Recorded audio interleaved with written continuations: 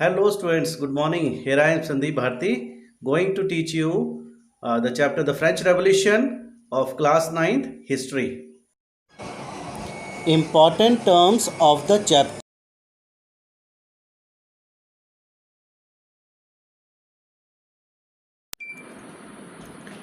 Good morning students. Here I am going to teach you class ninth History, first chapter The French Revolution. Now uh, on the explanation of the chapter.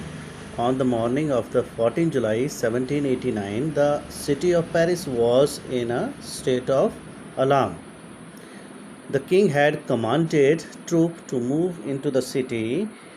Rumor spread that he would soon order the army to open the fire upon the citizens. Some 7,000 men and women gathered in front of the town hall and decided to form a people's militia. They broke into a number of government buildings in search of arms. Finally, a group of several hundred people marched towards the eastern part of the city and stormed the fortressed prison, the Bastille, where they hoped to find hoarded ammunition. In the armed fight that followed, the commander of Bastille was killed and the prisoner released. Uh, Through there were only seven of them. Yet the Bastille was hated by all because it stood for the despotic power of the king. The fortress was demolished and its stone fragments were sold in the market to all uh, those who wished to keep a sovereign souvenir of its destruction. Then the days that followed saw more rioting both in Paris and the countryside. Most people were protesting against the high price of bread. Uh, Much later, when historians looked back upon this time, they saw it as the beginning of the chain of events that ultimately led to the execution of the king in France. Through most people at the time did not anticipate this outcome. How and why did this happen? Let's see the next that subtopic. Now explanation. तो France की जो क्रांति थी ना, France की जो इसको बोलते हैं फ्रांस की क्रांति, फ्रेंच रेवोल्यूशन। तो फ्रांस की क्रांति जो है कब शुरू हुई थी? 14 जुलाई 1789 को। मतलब अब बात करें तो 14 जुलाई 1789 की जो सुबह थी, उसमें क्या हुआ, फ्रांस की क्रांति जो थी वो शुरू हो गई। उसने जल्द ही नागरिकों, मतलब जो कमांडर जो था वहाँ का, उसने क्या किया, उसने ट्रूप्स क्या होता है? सोल्जर्स, मतलब ट्रूप्स को ऑर्डर दिया कि लोगों के ऊपर आग आग बरसाओ। तो कुछ 7,000 जो लोग थे, ठीक है, मैन और वुमेन, वो टाउन हॉल के सामने क्या हो गए? गैदर हो गए, ठीक है, इकट्ठे हो गए। तो उन्होंने सोचा कि हम लोग अपनी एक militia mean the force of the people, militia बनाने की कोशिश की उन्होंने और बनाई। देन मतलब उन्होंने क्या किया, वो हथियारों की तलाश में सरकारी इमारत जो गवर्नमेंट बिल्डिंग जो थी उसमें चले गए वो, ठीक है। तो आखिरकार क्या हुआ, जो 100 लोग जो थे वहाँ पे, एक शहर 100 लोगों का जो एक ग्रुप था, उसने क्या किया, ईस्टर्न पार्ट की ओर टर्न किया और जो वहाँ का जो फोर्ट था बेस्टाइल, ठीक है, वहाँ की तरफ मूव किया, उन्होंने टर्न किया और उसको घेर लिया। और वहाँ पे उन्होंने सोचा कि यहाँ से हम लोग जितना भी एमिनिशन होगा, जो हथियार होगा, गोलो एमिनिशन, न्यू वर्ड फॉर यू, एमिनिशन, तो हथियार को हम लोग, जो भी गोला बारूद होगा उसको हम लोग ले लेंगे, ठीक है, या उनको उसके मिलने की उम्मीद थी, ठीक है। देन उसके बाद काफ़ी उन्होंने एक रॉइट्स मचाया, ठीक है, मतलब वहाँ पे एक बहुत सा तूफ़ान मचाया, ठीक है। बाद में उन्होंने एक फ़ाइट के दौरान, मतलब एक एमिनिशन की जो फ़ाइट हुई बेस्टाइल में, ठीक है, उसमें क्या हुआ, उनका जो कमांडर था उसको वो मारा गया उस लड़ाई में, ठीक है। और जो भी प्रिजनर थे वहाँ के उनको रिलीज़ कर दिया गया, ठीक है। देन और बेस्टाइल, मतलब अभी भी बेस्टाइल जो थी एक जेल थी, बेस्टाइल का मतलब होता है फोर्ट्रेस प्रिजन, एक बहुत बड़ी जेल थी, बहुत उसकी जो चारों तरफ जो दीवारें थी वो बहुत ऊंची थी, ठीक है। देन उस बेस्टाइल से सभी को नफरत थी क्योंकि वो राजा की एक क्रूअल पावर के लिए जानी जाती थी, ठीक है। देन जो फोर्ट्स, उसको उसके बाद क्या हुआ, फोर्ट्स को डिस्ट्रॉय कर दिया गया, ठीक है। और उसके जो छोटे छोटे जो पीसीज जो थे, ठीक है, वो मार्केट में बेच दिए गए और कुछ लोगों ने उनको एक स्मृति चिन्ह के रूप में, मतलब एक याद के रूप में रख लिया, ठीक है। Then the days that follows, तो उसके बाद क्या हुआ, बाद के दिनों में पेरिस में क्या हुआ, साउथ ईस्ट में बहुत ज़्यादा डिस्प्यूट हुए, ठीक है। अब ये डिस्प्यूट क्यों हुए, due to the high price of the bread, मतलब प्राइजेस जो थे वो फूड के वो बढ़ चुके थे, ठीक है, जो कि सभी को अफोर्ड करना उसको मुश्किल लग रहा था, मुश्किल हो गया था। देन बाद में जब हिस्टोरियन ने उसको, हिस्टोरियन कौन होते हैं, someone who study the history, तो हिस्टोरियन ने जब उसको एग्ज़ामिन किया तो उन्होंने उनको ये लगा कि ये जो है this is the beginning of the events, ठीक है। और ये जो इवेंट्स हैं हमें ये दिखा रहा है कि कैसे फ्रांस का जो राजा था उसका नाम क्या था, लुइस 16, जिसको कि हम लोग नेक्स्ट सब टॉपिक में पढ़ेंगे। लुइस 16 को उस इवेंट में मारा गया और बहुत से लोग जो थे उनको इसके जो है वो एक पॉजिटिव, मतलब एक रिज़ल्ट, आउटकम का मतलब होता है रिज़ल्ट आने की एक उम्मीद थी। ये how did this, how and why did this happen, ये कैसे और कहाँ शुरू हुआ, ये हम नेक्स्ट सब टॉपिक में पढ़ेंगे। तो this is the image of this fortress prison Bastille, ठीक है। It is and the people gathered here, okay, France, people of France, started revolution against the monarch. This particular fortress prison known for its despotic power. Okay. The second topic is the French society during the late 18th century. Then in 1774, Louis XVI of Bourbon family of king ascended the throne of France, मतलब जो 1774 को जो है Louis 16 जो एक Bourbon mean royal family से belong करते थे, तो उन्होंने फ्रांस के राजा बने। तो थ्रोन क्या होता है, throne means the permanent seat of king और queen. Then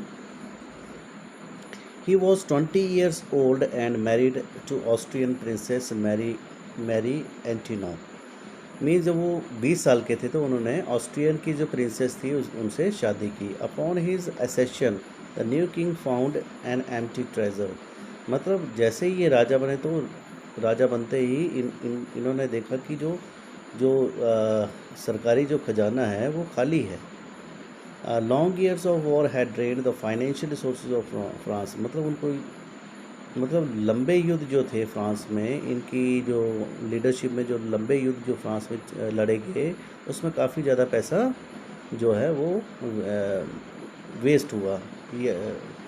added to this was the cost of maintaining an extra vacant court at the immense palace of Versailles, तो जो इनका रॉयल एक पैलेस था वर्सलिस, उसकी जो मेंटेनेंस करने की जो, मतलब उसको मेंटेन करने के लिए जो भी खर्चा आता था वो काफ़ी ज़्यादा, मतलब वो इसमें जो है वो इन्होंने यहाँ पे काफ़ी खर्चा किया उसमें, उसको मेंटेन करने के लिए। इससे भी काफ़ी ज़्यादा फाइनेंशियल क्राइसिस आए फ्रांस में।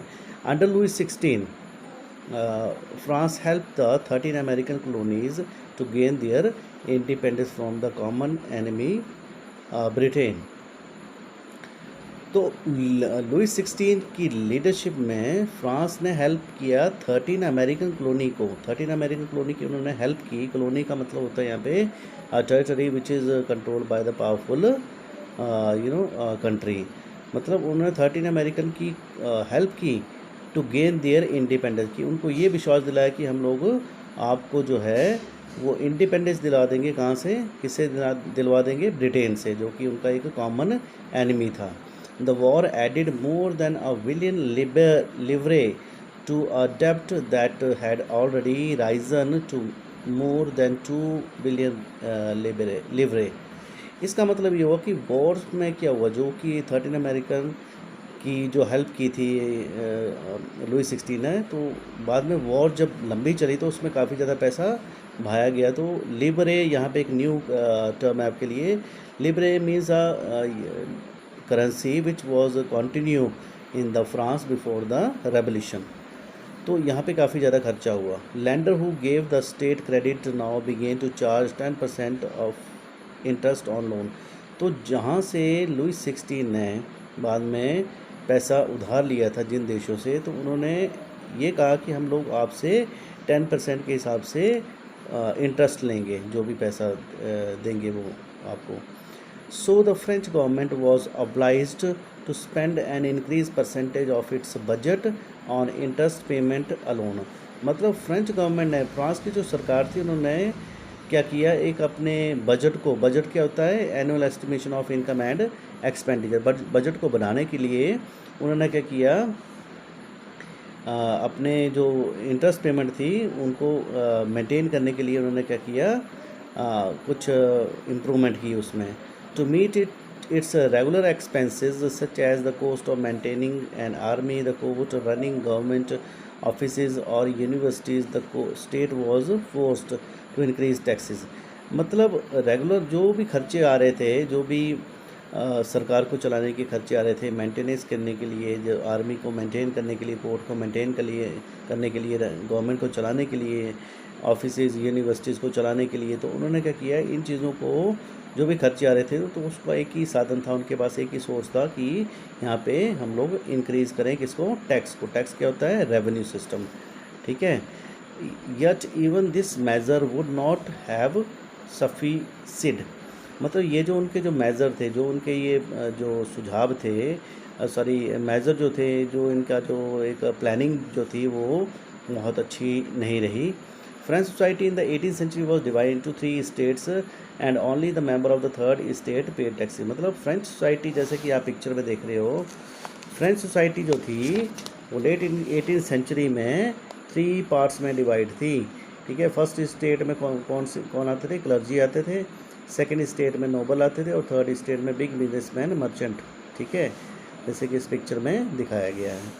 तो यहाँ पे जो था डिवीज़न तो था सोसाइटी में, बट इसमें क्या था, first state and second state were exempted to the pay the taxes. मतलब जो फर्स्ट और सेकंड स्टेट थी उनको टैक्स नहीं देना पड़ता था, और थर्ड स्टेट जो थी they were the highly bracket of tax pair.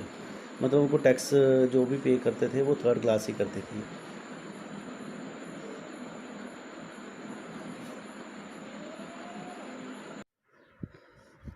Okay, the society of state was the part of feudal system that dated back to middle age। मतलब जो सोसाइटी जो थी फ्रांस की जो सोसाइटी थी, it was divided to state. State mean division of French society. मतलब it was the part of feudal system. अभी ये feudal system, feudal word has been derived from the word feudalism। feudalism means you can pen down the uh, under this, it was the system in the middle ages under which king had given land to the landlord, okay, in return of military services. मतलब king जो है वो landlord को क्या करेगा, ज़मीन देगा, और ज़मीन के ऊपर कौन काम करेगा, पीजेंट्स, वर्कर, और वर्कर जो है वो मिलिट्री सपोर्ट देंगे किसको, किंग को, ठीक है। It was you know that French state was totally based on the feudal system, and that dated back to the middle ages। The old regime mean way of that ruling of in the olden period by a king, ठीक है, is usually used to describe the society and institution of France before 1789। मतलब old regime में जो old method था, old जो system था ruling का, वो फ्रांस में राजा के द्वारा चलाया गया, जिसमें कि सोसाइटी जो थी वो स्ट्रक्चर थी, सोसाइटी जो थी वो run by that controlled by the king, ठीक है, बिफोर द 1789। मतलब वही सिस्टम चलता था वहाँ पे, फेडरल सिस्टम ही चलता था, ठीक है। Then figure 2 shows that. अब फिगर 2 में क्या बताया गया है, आपको फिर दिखाऊंगा मैं इसको। फिगर 2 में figure 2 sorry In figure 2, there is given the society was structured into three parts: clergy, nobility, and is that commons. अब ये clergy कौन थे? You can pen down this definition. Clergy mean the people who perform the special function in the church. The church में four father मतलब जो fathers होते हैं, ठीक है, तो वो परफॉर्म करते थे उसमें स्पेशल फंक्शन, ठीक है. And nobility mean the people, wise people of the French society. और जो कॉमन पीपल जो थे they were included in the third state consist of big businessman, बड़े बड़े बिजनेसमैन, मर्चेंट, व्यापारी जो होते हैं, कोर्ट ऑफिशियल, लॉयर, वकील जो होते हैं, पीजेंट्स, इनकी भी कैटेगरीज थी ना. मतलब थर्ड स्टेट में भी कैटेगरी थी A, B and C, level 1, level 2, level 3. तो लेवल 1 में ये लोग आते थे, लेवल 2 में पीजेंट एंड आर्टिशन आते थे, और लेवल 3 में आते थे स्मॉल पीजेंट, वो बहुत ही छोटे छोटे जो वर्कर हैं, और लैंडलेस लेबर मतलब जिनके पास ज़मीन नहीं है, मतलब इसकी भी एक कैटेगरी थी, ठीक है. तो most of the taxes were calculated from that common people, ठीक है. And rest 2 states, clergy and nobility, free from the taxes. Then तो ये मैंने आपको बता दिया यहाँ पे. तो peasant made up of 90% of the total population, मतलब पीजेंट जो थे वर्कर थे उनकी परसेंटेज कितनी थी टोटल पॉपुलेशन में? 90%. However only a small number of them owned the land by they cultivated, मतलब कुछ ही लोग थे जिनके पास ज़मीन थी काम करने के लिए, एग्रीकल्चर करने के लिए, खेती बाड़ी करने के लिए. About 60% of the land was owned by the noble, the churches and other richer member of the third state. मतलब जो 60% जो लोग थे उनके पास ज़मीन थी, वो कौन से लोग थे? नोबल थे, और चर्च के जो रिच मेंबर थे, ठीक है, ऑफ द थर्ड स्टेट, ठीक है. The member of the first two states, that is clergy and nobility, enjoyed the certain privileges by the birth. मतलब जो फर्स्ट स्टेट के जो मेंबर थे क्लर्जी और नोबिलिटी, वो टैक्स से फ्री थे, और वो इंजॉय करते थे, एक आराम की ज़िंदगी इंजॉय करते थे वो, ठीक है. Then most of important of these were exempted from paying taxes to the state. मतलब उनको एक सबसे ज़्यादा एडवांटेज उनको ये थी कि वो उनको टैक्स नहीं देना पड़ता था राजा को, ठीक है. The noble further enjoyed feudal privileges. Noble कौन थे? जो बड़े बड़े जो वाइज पीपल जो थे, ठीक है, इंटेलिजेंट पीपल जो थे, जिनके पास ज़्यादा ज़मीन थी, कंट्रोल ज़्यादा था, वो फ्यूडल इंजॉय करते थे, क्योंकि उनको राजा लोग क्या करते थे? ज़मीन देते थे, और वही ज़मीन नोबल क्या करते थे? उस ज़मीन के ऊपर नोबल क्या करते थे? उस ज़मीन के ऊपर हायर करते थे पीजेंट्स को सॉरी. और पीजेंट जो थे वो काम करते थे, जैसे कि उनको डायरेक्शन मिलती थी नोबल्स के द्वारा, ठीक है. और जब राजा को संकट आता था तो राजा की सपोर्ट नोबल करते थे by giving them military support, ठीक है. दिस इंक्लूड फ्यूडल ड्यूज, वो टैक्स देते रहते थे peasants, which they extracted from the peasants.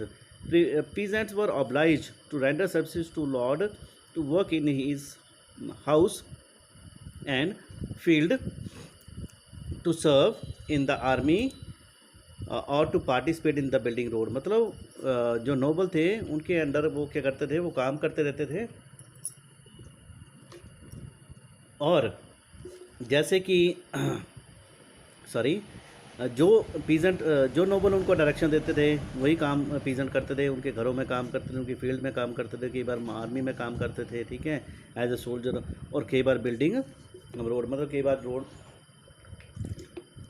बनाने के काम में उनको लगाते थे, ठीक है. Then church too extracted its share all taxes called थे. मतलब चर्च को एक टैक्स देना पड़ता था, पीजेंट देते थे उसको, वो क्या होता था? 1/10 ऑफ द प्रोड्यूस. मतलब एक ऐसा टैक्स था थे जो कि 1/10 के बराबर था. मतलब जैसे पीजेंट अगर 100% ग्रेन्स प्रोडक्शन कर रहे हैं अपने खेतों में, तो उसका 10% किसको देंगे?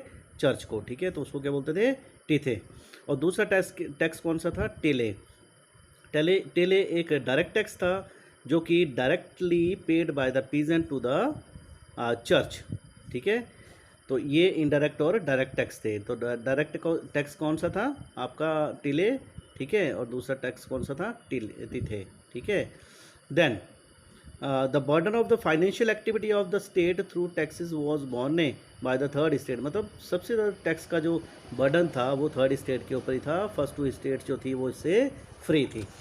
देन जैसे कि इस पिक्चर में एक बताया गया है, एक एक्टिविटी दी है आपको, explain why the artist has portrait. Portrait मतलब एक पुराने टाइम में कैमराज नहीं होते थे तो लोग क्या, आर्टिस्ट क्या करते थे, कलर की हेल्प से, पेंसिल की हेल्प से वो क्या करते थे, एक स्केच तैयार कर देते थे रियल। ठीक है, तो आर्टिस्ट ने एक पोर्ट्रेट बनाया हुआ है, इसमें नोबल मैन को स्पाइडर कहा है और पीजन को फ्लाई क्यों कहा है। तो इसका मतलब ये हुआ कि नोबल मैन ये है और पीजन ये है।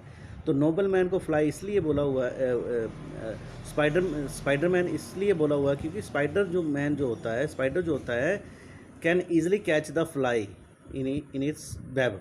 ठीक है, तो ये आपके लिए एक छोटी सी एक्टिविटी है। देन नेक्स्ट सब टॉपिक है आपका द स्ट्रगल टू सर्वाइव। अब ये स्ट्रगल टू सर्वाइव में आप क्या पढ़ रहे हो, then let me explain. The population of the France, one second, the population of France, rose from about 23 million in 1715 to 28 million in 1789। मतलब इन ईयर्स में 1715 टू 1789 में फ्रांस की जो पॉपुलेशन थी वो बढ़ गई, काफ़ी बढ़ गई। This led to the rapid increase in the demand for the food grain. जैसे पॉपुलेशन बढ़ी तो उनकी डिमांड्स भी बढ़ी। एक प्रोवर्ब है इंग्लिश में, more the mouth more the food to eat. ठीक है, फिर रिपीट कर रहा हूँ, more the mouth more the food to feed. जितना मुंह होगा उतने ही खाने की ज़रूरत पड़ेगी। तो वैसा ही हुआ वहाँ पे भी। Production of the grains could not keep pace with the demand. मतलब जो प्रोडक्शन था वो उनके लिए सफिशिएंट नहीं था ग्रेन्स का, जितनी उनकी क्वांटिटी थी। वहाँ पे लोग ज़्यादा थे और खाना कम था। इसका मतलब ये हुआ। So the price of the bread which was a staple diet of the majority rose rapidly. तो जो एक ब्रेड जो उनका एक मेन फूड था, स्टेपल फूड था। स्टेपल क्या होता है, मेन फूड। ठीक है, उसकी डिमांड ज़्यादा बढ़ गई। ठीक है, जब उनकी डिमांड ज़्यादा बढ़ गई तो उसकी प्रोडक्शन भी ज़्यादा होने, प्रोडक्शन कम था वहाँ पे। ठीक है, उसकी डिमांड ज़्यादा बढ़ गई तो ऑब्वियसली वहाँ पे उन्होंने क्या किया, जो ब्रेड की जो प्राइस थे उसको बढ़ा दिया, ब्रेड की प्राइस को बढ़ा दिया। Then only few could afford to buy the bread and rest were denied from the bread. तो इससे क्या हुआ, बहुत सारे फूड राइट्स हुए वहाँ पे, बहुत ज़्यादा फूड, बहुत से लोग मरे ब्रेड के बिना। ठीक है, खाने के बिना, और बहुत सारे लोगों में ये वहाँ पे एक प्रेशर बन गया। ठीक है, then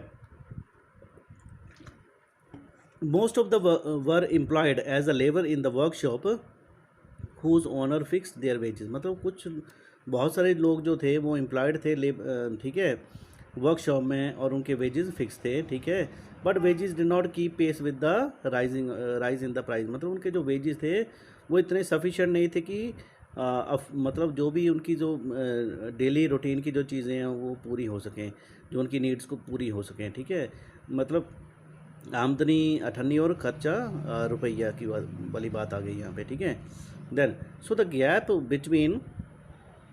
between the poor and the rich widened. तो इससे क्या हुआ,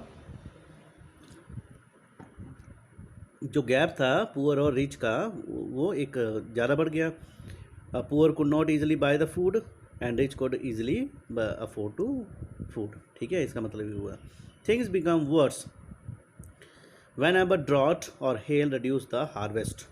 This led to the subsistence crisis, something that occurred frequently in France during the old regime। मतलब बाद में चल के क्या हुआ, बहुत ज़्यादा मतलब दंगे फसाद हुए वहाँ पे। ठीक है, और क्या हुआ, एक सब्सिस्टेंस क्राइसिस की सिचुएशन बनी, जो कि एक डेफिनेशन दी गई है आपकी बुक में।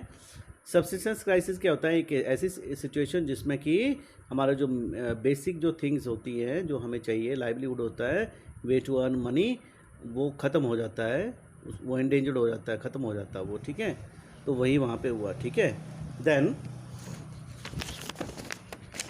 एक आपके लिए एक चार्ट पिक्चर है जो कि मैंने सॉल्व की है यहाँ पे। ठीक है, अब ये चार्ट पिक्चर आपको क्या बता रही है, ये आपकी सब्सिस्टेंस क्राइसिस के ऊपर है। ये आपको एम्प्टी स्पेसेस जो दिख रहे हैं ये मैंने भरे हैं, ये आपने खुद भरने हैं। तो यहाँ पे कुछ ये जो भी वर्ड है ये आपको एक एक्सरसाइज है, तो इसकी एक्टिविटी है, एक्टिविटी रख लो इसको आप। तो इसमें क्या है, सारे के सारे ये जो है, ये वर्ड जो है जो देख रहे हो आप, ये they got mixed and they are in jumble. तो इनको आपने यहाँ पे अरेंज करना है। ठीक है, तो सबसे पहले मैंने यहाँ पे ये is written here. Bad harvest lead to scarcity of that grains. ठीक है. Then scarcity of grains leads to the rising food prices. Then it leads to the poor can no longer buy the bread. Then it leads to the food rights. इससे क्या होगा?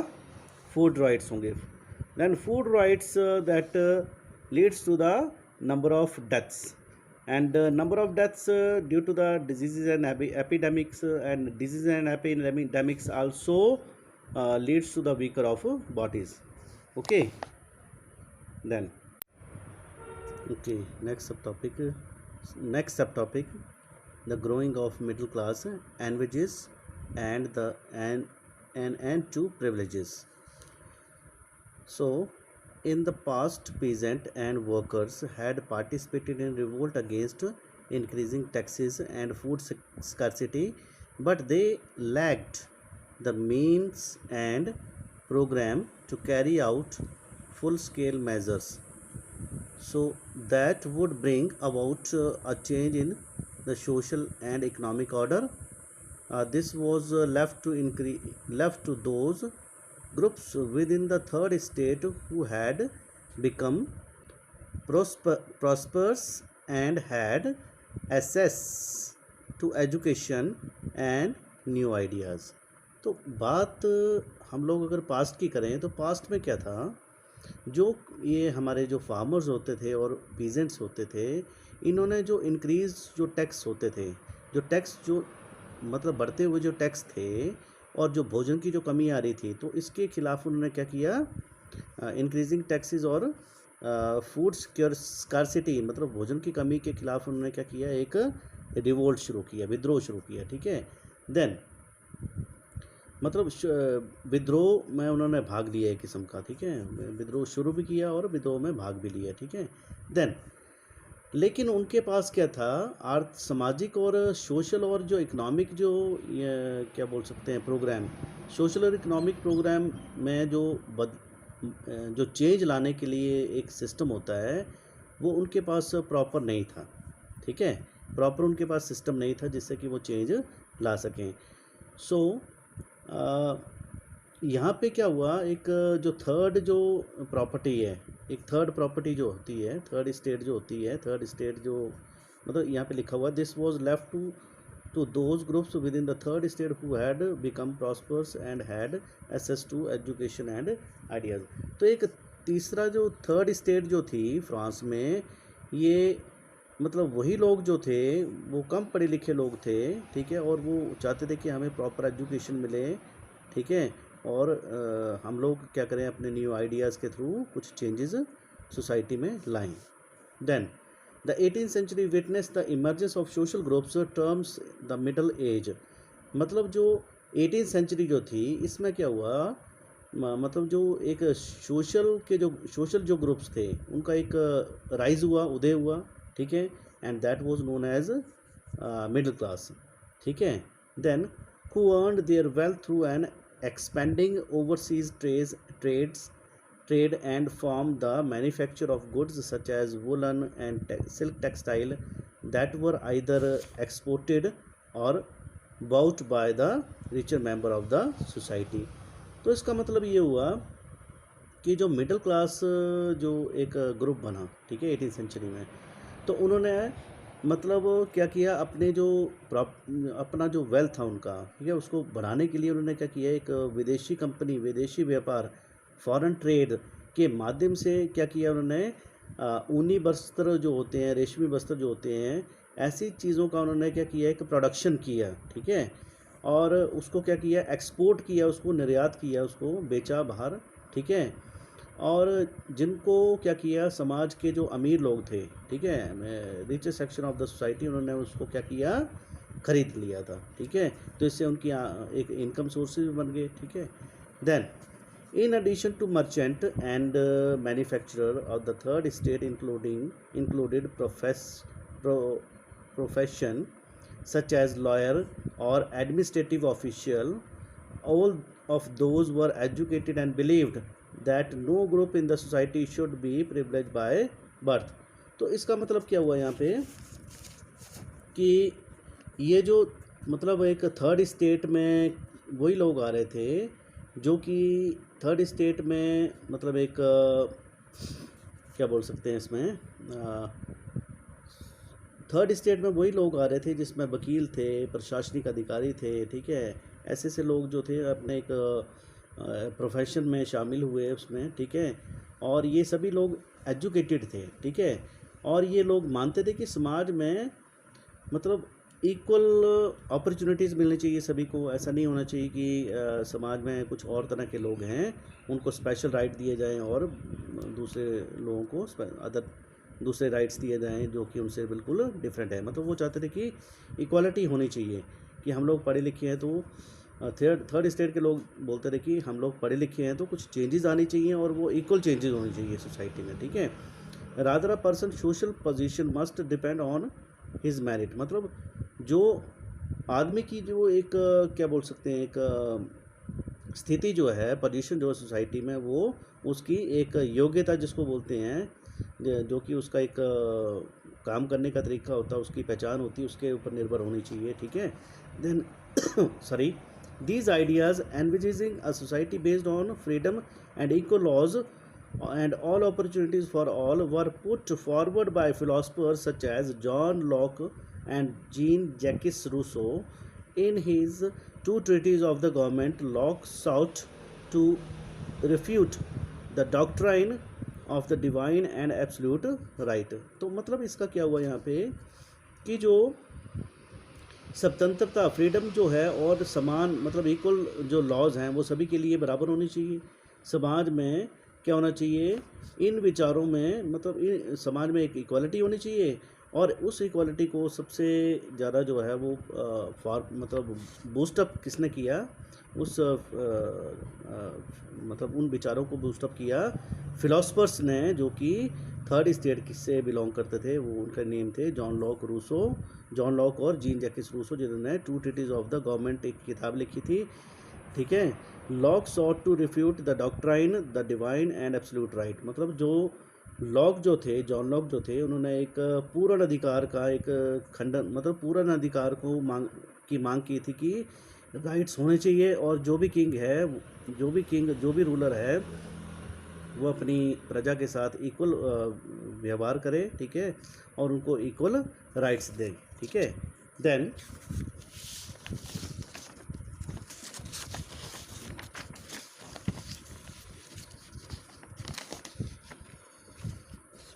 yes, Rousseau carried the idea forward, proposing a form of government based on social contact between the people and their representative. मतलब Rousseau जो थे उन्होंने क्या किया, उन्होंने एक अपने जो थॉट्स हैं, रूसो जो थे उन्होंने क्या किया, अपने मतलब व्यूज़ को आगे फॉरवर्ड किया और लोगों के बीच में एक सोशल कॉन्ट्रैक्ट जो है बनाया, ठीक है। और इसमें गवर्नमेंट जो थी उसका भी एक जो मतलब उसमें थोड़ी चेंजेस आती चली गई लेटर, ठीक है। Then the spirit of laws एक किताब लिखी थी मॉन्टेस्क्यू ने, proposed a division of power with the government between legislature and executive and judiciary. मतलब मॉन्टेस्क्यू एक थर्ड स्टेट से एक फिलोसफर थे, तो उन्होंने क्या कहा था, उन्होंने एक किताब लिखी थी द स्पिरिट ऑफ लॉ। मतलब लॉ जो होने चाहिए, लॉ क्या होता है, set of rules.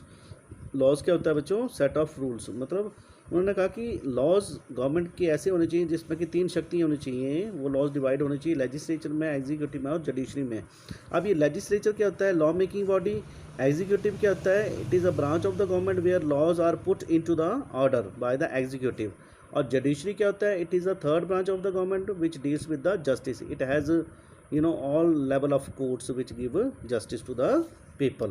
Then this model of the government was put into the force in the USA। ये जो मॉडल था, ये जो स्ट्रक्चर था जो कि मोंटेस्क्यू ने शुरू किया था, ये कहाँ शुरू हुआ था, सबसे पहले USA में शुरू किया गया था। USA mean United state of America. After the 13 colony declare there independence from the Britain. मतलब ये तब शुरू हुआ था जब 13 अमेरिकन कॉलोनी जो थी वो उन्होंने इंडिपेंडेंस डिक्लेयर की थी फ्रॉम द ब्रिटेन, जिसको कि आप अंग्रेज़ों का देश भी बोल सकते हैं, UK, United kingdom. The American constitution and it's guarantee of individual rights was an important example of for political thinkers in France. मतलब हम लोग फ्रांस की बात करें, जो अमेरिकन कॉन्स्टिट्यूशन जो है, तो अमेरिकन कॉन्स्टिट्यूशन जो है उससे भी हमने क्या किया था, अमेरिकन कॉन्स्टिट्यूशन जो था उन्होंने जो ह्यूमन जो राइट्स थे इसकी एक गारंटी दी थी, ठीक है। देन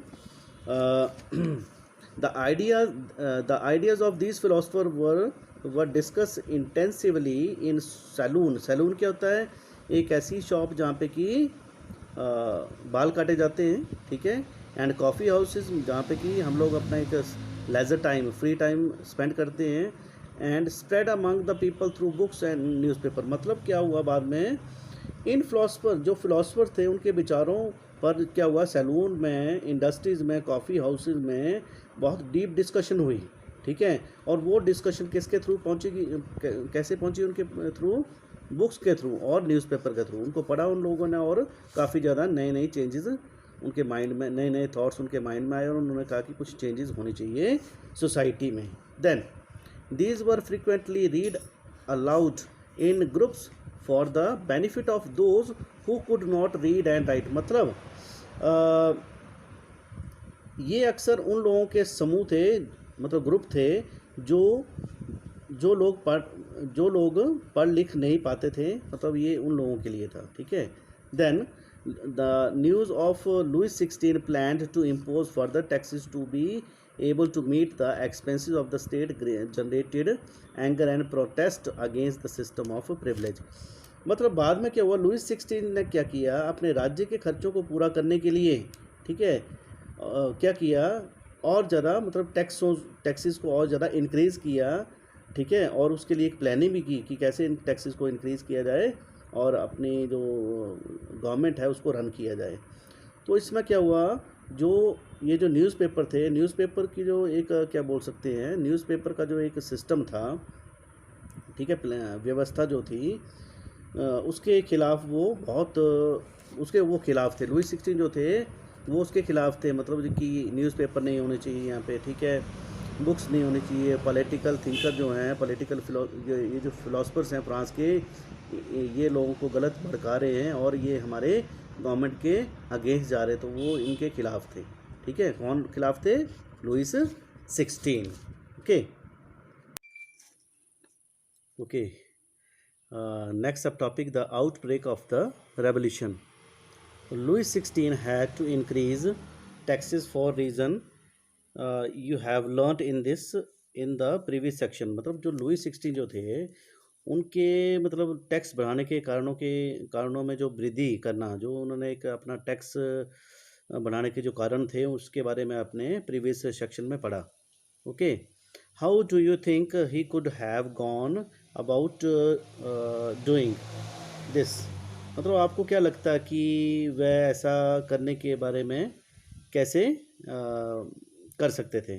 मतलब in France of the old regime, the monarch did not have the power to impose taxes according to his will alone।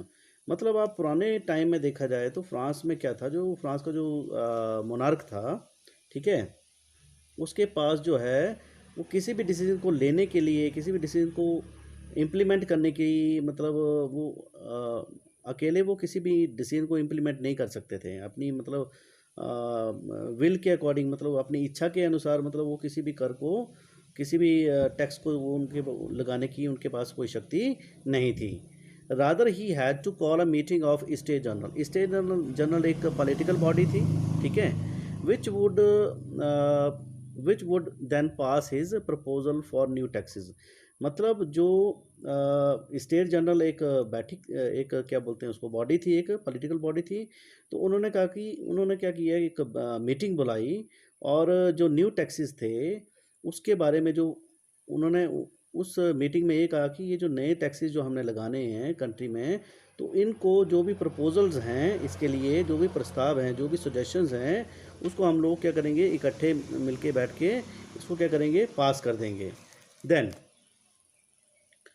The state general was a political body, जैसे कि मैंने अभी आपको बताया, ठीक है, to which the 3 states and their representative, मतलब एक पॉलिटिकल बॉडी थी जहाँ पे कि 3 state, first state, second state और थर्ड स्टेट के जो रिप्रेजेंटेटिव थे वो इसमें क्या कर सकते थे, भाग ले सकते थे, ठीक है, और उन्हें अपने रिप्रेजेंटेटिव को भेजा वहाँ पे इस बॉडी की जो भी मीटिंग्स थी उनको अटेंड करने के लिए। Then however the monarch alone could decide when to call a meeting of this body, मतलब मोनार्क जो था लुई 16 उसके पास जो है वो ये शक्ति थी कि इस पॉलिटिकल बॉडी की, स्टेट जनरल की मीटिंग कब बुलानी है, वो उनके पास एक कंट्रोल था, उनके पास एक मतलब एक पावर थी कि इस पॉलिटिकल बॉडी की मीटिंग कब बुलाई जाए। The last time it was done it was done was in 1614, मतलब लास्ट टाइम में अगर देखा जाए तो स्टेट जनरल की जो लास्ट मीटिंग हुई थी वो कब हुई थी, 1614। Then on 5th May 1789 Louis XVI called together an assembly of States General to pass proposal for new taxes, मतलब 5th मई 1789 को लुई 16 ने क्या किया, स्टेट जनरल की मीटिंग को मतलब मीटिंग को वहाँ पे ऑर्गेनाइज किया, ठीक है, मीटिंग को कॉल किया उसने और ऑर्गेनाइज किया उसको, और उसके बारे में न्यू टैक्सेस के बारे में डिस्कशन हुआ। Resplendent hall in Versailles was prepared to host the delegate, मतलब एक शानदार रेस्प्लेंडेंट क्या होता है, शानदार, एक शानदार हॉल जो है वर्सलिस एक जगह है फ्रांस में, वहाँ पे एक हॉल तैयार किया गया कि वहाँ पे जो भी डेलीगेट्स होंगे, जो भी मतलब जो रिप्रेजेंटेटिव होंगे, लीडर्स होंगे, होस्ट करेंगे उस मीटिंग को, वो वहाँ पे आ सकते हैं और उनके लिए वो एक हॉल तैयार किया गया। Then first and second state sent 300 representative each, मतलब फर्स्ट और सेकेंड स्टेट कौन सी थी, नोबल और क्लर्जी, इन्होंने अपने 300 रिप्रेजेंटेटिव लीडर्स को भेजा, who were seated in row facing each other on 2 sides. अब इसमें क्या था, लेट मी एक्सप्लेन, इसमें क्या था, इस अब इस मीटिंग में इस जो उनकी जो सेटिंग हुई थी 300 के डेलीगेट्स की, अब इसमें क्या था कि जो इसकी जो रोज़ थी, ठीक है, दोनों तरफ रोज़ थी उसकी, ठीक है, अब दोनों रोज़ में इनको इक्वली वहाँ पे बिठाया गया, ठीक है।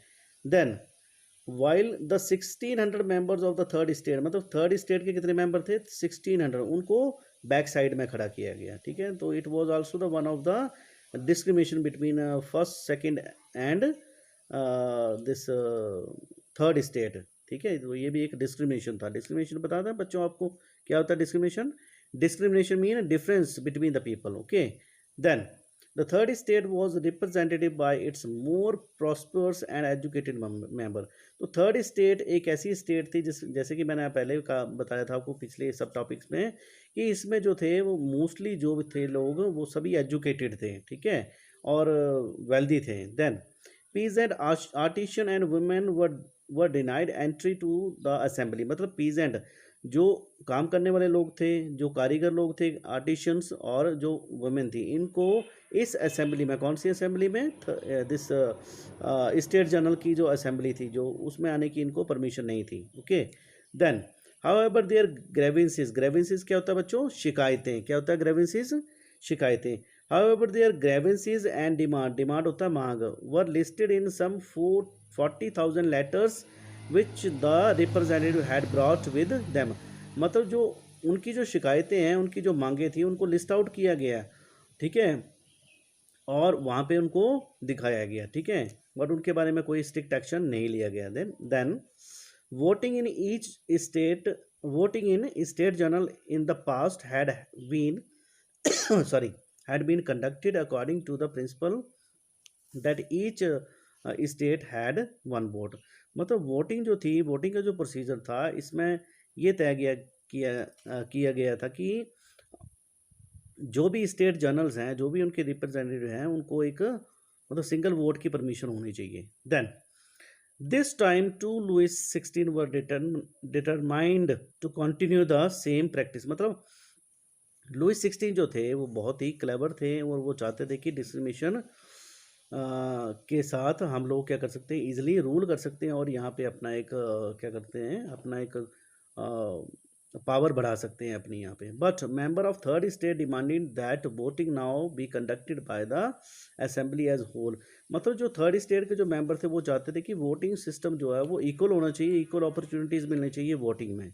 Okay, so this was one of the democratic principle put forward by the philosopher like Rousseau in his book The Social Contract. तो सोशल कॉन्ट्रैक्ट एक बुक लिखी गई थी जिसको लिखा था रूसो ने. ठीक है, तो उन्होंने उस बुक में ये दिखाया था, उसमें ये बताने की कोशिश की थी कि जो भी फ्रांस में हो रहा है वो डेमोक्रेटिक प्रिंसिपल के अकॉर्डिंग नहीं हो रहा है, बट उसको होना चाहिए ताकि लोगों को इक्वलिटी और प्रॉपर जस्टिस मिल सके. Then when the king rejected this proposal member of the third state walk out of the assembly. मतलब उन्होंने अब सोशल कॉन्ट्रैक्ट जो बुक रूसो ने लिखी थी और वो समझाना चाहते थे कि असेंबली को कि ये सारे के सारे जो भी सिस्टम है, टैक्सेस का सिस्टम है, ये डेमोक्रेटिक प्रिंसिपल के अकॉर्डिंग होना चाहिए. तो ये बात जो है वो लुई 16 को पसंद नहीं आई. ठीक है, और उन्होंने लुई 16 ने उसको उस प्रपोजल को, सुझाव को रिजेक्ट कर दिया. तो इसके बदले में क्या हुआ, जो थर्ड स्टेट के जो मेंबर थे उनको बुरा लगा और वो उस असेंबली को छोड़ के बाहर चले आए और उन्होंने प्रोटेस्ट किया. मतलब उन्होंने एक क्या किया, वहाँ पे एक धरना दिया. Then last sub paragraph, the representative of the third state view themselves as a spokesman for whole French nation. तो थर्ड स्टेट के जो लोग थे वो चाहते थे कि हम लोग एक अच्छे प्रवक्ता बने, अच्छे लीडर बने, क्योंकि हम लोग एजुकेटेड हैं. ठीक है, हम लोग ये कर सकते हैं, हैंडल कर सकते हैं इसको, और अच्छा अपनी स्पीचेस के थ्रू ऑडियंस को और जो भी गैदरिंग है वहाँ पे उसको कंट्रोल कर सकते हैं, अट्रैक्ट कर सकते हैं. On 20 June they assembled in the hall of indoor tennis court in the ground of Versailles. मतलब 20 जून को वो असेंबल हुए थे, इकट्ठे हुए थे. कहाँ पे? एक इंडोर टेनिस कोर्ट. इंडोर का मतलब होता है एक ऐसा टेनिस कोर्ट जो कि मतलब चारों तरफ से बंद है, उस ग्राउंड में जो कि बेसिलिस में था, वो इकट्ठे हुए. They declare themselves as national assembly. तो उन्होंने अपने आप को डिक्लेयर कर दिया नेशनल असेंबली में. ठीक है, then he drafted a constitution of France that would limit the power of the monarch. उन्होंने एक प्रपोजल तैयार किया, एक रफ प्लान तैयार किया, एक कि हमारा एक संविधान होना चाहिए फ्रांस में, और उसमें संविधान में ये बताने की कोशिश की कि वहाँ पे जो लुई 16 है उसकी जो पावर्स है उनको लिमिट किया जाए, कंट्रोल किया जाए और अनलिमिटेड होने से बचाया जाए. So they were led by the Mirabeau and Abbe Sieyes. ठीक है, तो मीराबाई और एबेसिस क्या थे, ये एक बहुत ही अच्छी फैमिली से बिलोंग करते थे. ये भी थर्ड स्टेट के थे. और एबेसिस जो थे एक प्रीस्ट थे, पुजारी के बेटे थे. ठीक है, तो इन्होंने इस पर्टिकुलर प्रपोजल को जो है वो इन दो लीडर्स ने क्या किया, मतलब उन्होंने इसको डेमोस्ट्रेट किया इन्होंने. ठीक है, मीराबाई और एबेसिस. तो Mirabeau was born in noble family. ठीक है, नोबल फैमिली से बिलोंग करते थे, but was convinced of the need to do away with the society of feudal. मतलब वो फीडल प्रिविलेजेस को भी ख़त्म करना चाहते थे. वो ये चाहते थे कि वो फीडल प्रिविलेजेस ख़त्म हो जाए. फीडल तो जानते हैं आप क्या होता है, फीडलिज्म. ठीक है, he brought out a journal. मतलब उन्होंने एक जर्नल तैयार किया, मतलब एक न्यूज़पेपर तैयार किया, और अपनी पावरफुल स्पीचेस के थ्रू क्या किया, लोगों को और ज़्यादा क्या किया, गाइड किया यहाँ पे. ठीक है, इसके बारे में. Then as this picture is showing you about this particular what is going on in the that tennis court. और ठीक है, तो टेनिस कोर्ट में क्या क्या चल रहा है ये आप देख सकते हैं. ठीक है, देन एबेसिस, जैसे कि मैंने अभी आपको बताया, एबेसिस कौन थे. एबेसिस ओरिजिनली या प्रीस्ट, मतलब एक पुजारी के बेटे थे. रोट अ इन्फ्लुएंस पम्फलेट, मतलब उन्होंने एक पत्रिका लिखी थी जिसका नाम क्या था, what is third state. Okay, while the National Assembly was busy at Versailles drafting a constitution, the rest of the France seized with turmoil. A severe winter had meant a bad harvest. The prices of the bread rose. Often baker exploited the situation and hoarded supplier. After spending hours in long queues at the bakery, crowd of angry women stormed into the shop. At the same time, the king ordered troops to move into the Paris on 14 July to the agitated crowd storm and destroy the Bastille. अब इसका मतलब क्या हुआ बच्चों? Then तो अगर बात करें, जब नेशनल असम्बली ने, जबकि नेशनल असम्बली जो थी वेस्लेस की एक कॉन्स्टिट्यूशन, उन्होंने एक कॉन्स्टिट्यूशन को बनाने में बिजी थी, तो फ्रांस में काफ़ी ज़्यादा डिस्टर्बेंस क्रिएट हो गई थी। ठीक है, ख़राब फसल, ठीक है, ख़राब फसल जो थी का मतलब था मतलब जो फूड की जो प्राइसेस हैं उनमें बढ़ोतरी होना। ठीक है, तो इससे क्या हुआ, जो वेमेन सेक्शन जो था, ठीक है, एंग्री वुमेन जो थी, गुस्साई वेमेन जो थी, उनकी भीड़ जो थी वो दुकानों में चली गई और घुस गई वहाँ पे। ठीक है, और उसी समय मतलब राजा ने क्या किया, राजा ने अपने सैनिकों को ऑर्डर दिया कि आपने पेरिस में क्या करना है, वहाँ की तरफ मार्च करना और सिचुएशन को हैंडल करना है। Then on July the agitated crowd storm and destroy the Bastille, मतलब उस क्राउड ने, जो वुमेन का जो क्राउड था, उसने 14 जुलाई को क्या किया, बेस्टाइल में बहुत ज़्यादा तबाही मचा दी थी। ठीक है, then in the country side, country side क्या होता है बच्चों, village, country side mean village, मतलब in the country side rumour क्या होता है, अफवाह। ठीक है, rumors spread from the village to village that the lords of the manor and hired bands of brigands who were in their way to destroy the ripe crops. Ripe crops कौन सी होती हैं, फसलें जो पक गई हैं, the crops which are matured ready, ठीक है, for harvest. Caught in the frenzy of fear, peasant in the several districts seized horse and pitchforks and attacks Chetio. ठीक है, चेटियो मीन्स एक कैसल होता है, where which is belonging to the noble. ठीक है, the looted that hoarded grains and burned down documents containing records of manorial dues. A large number of noble fled from their home, many of them migrating to the neighboring countries. अब इसमें क्या हुआ, गांव में एक अफवाह फैली थी कि जागीरदार जो है, जो लॉर्ड्स जो है, वो लैंडलॉर्ड जो है, उन्होंने क्या किया है, जो पक्की फसलें जो हैं, जो राइप क्रॉप है, उनको नष्ट कर लिया है। ठीक है, और नष्ट इस वजह से किया है कि उन्होंने इसके बदले इसको क्या किया था, मतलब वहाँ पे मैन्योर जो होता है, मैनर जो होता है, उसको काम पे रखा था।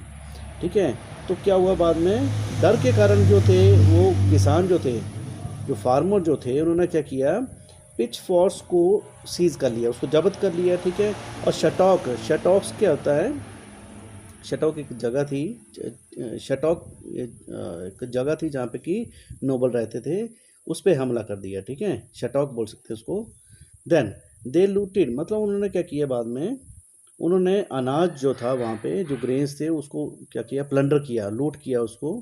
ठीक है, लूटपाट की, और जो इम्पोर्टेंट डॉक्यूमेंट्स जो थे, और जो जिनमें कि कुछ बकाया राशि लिखी हुई थी उन रिकॉर्ड्स में, उसको भी डिस्ट्रॉय कर दिया। Okay, a large number of noble flood from their home, many of them migrating to their neighbouring country. कुछ लोग जो थे, वो क्या हो गया, वहाँ से जो क्या बोलते हैं, नोबल पीपल जो थे, वाइज पीपल जो थे, ठीक है, जागीरदार जो थे, उन्होंने क्या किया, इस डर के कारण उन्होंने वहाँ पे उस एरिया को छोड़ दिया। ठीक है, और अपने जो पड़ोसी देश जो थे उसकी तरफ मूव किया उन्होंने। ठीक है, then sorry, last paragraph. Okay, faced with the power of his revolting subject, Louis XVI finally accorded recognition का मतलब क्या होता है बच्चों, पहचान। ठीक है, to the National Assembly and accepted the principle that his power would from now on be checked by a constitution. On the night of 4th of August 1789, the Assembly passed a decree abolish of the feudal system of obligation and taxes. Members of clergy were forced to give up their privileges. Were abolished and land owned by the churches were confiscated. As the result, the government acquired assets worth at least 2 billion Libre. Libre पता ना आपको क्या होता है, Libre जो है वो it was the currency introduce in France before the revolution. और लास्ट का पैराग्राफ जो है इसमें क्या हुआ, बाद में लुइस 16 जो है उन्होंने क्या किया, इस घटना के बाद जो है वो थर्ड स्टेट की जो डिमांड्स थी उनको मान लिया, ठीक है, और उनके जो प्रिंसिपल्स थे उनको मान्यता दे दी। और लुइस 16 की शक्तियाँ जो थी यहाँ पे कम होती चली गई, और अब इसकी जो पावर्स जो थी लुइस 16 की, अब वो कौन उसको एग्जामिन करेगा, कॉन्स्टिट्यूशन एग्जामिन करेगा, जांचेगा उसको, ठीक है। और सॉरी, अब बाद में क्या हुआ, अब बाद में जो है इनकी जो भी मतलब क्या बोलते हैं, जो इनके जो अधिकार जो थे, स्पेशल राइट जो थे, इनको मोनार्क के वो कम होते चले गए, और उनकी जो शक्तियाँ जो थी वो कम होती चली गई। और टिथे जो था, एक टैक्स जो था, ठीक है, उसको समाप्त कर दिया गया, वहाँ पे ख़त्म कर दिया गया। और जो चर्चेज़ के सराउंडिंग जो लैंड थी उसको क्या किया, उसको सीज़ कर लिया, ठीक है। तो ओवरऑल अप्रॉक्सीमेट जो जो जो प्रॉपर्टी उन्होंने सीज़ की, ठीक है, गवर्नमेंट ने जो प्रॉपर्टी सीज़ की, गवर्नमेंट क्या होता है बच्चों, बॉडी ऑफ इलेक्टेड पीपल, ठीक है, क्या होता है government, body of elected people, ठीक है। तो गवर्नमेंट ने एटलीस्ट मतलब कम से कम 2 बिलियन लिब्रे की जो संपत्ति थी उसको सीज किया था। Thank you very much. Now exercise of the chapter.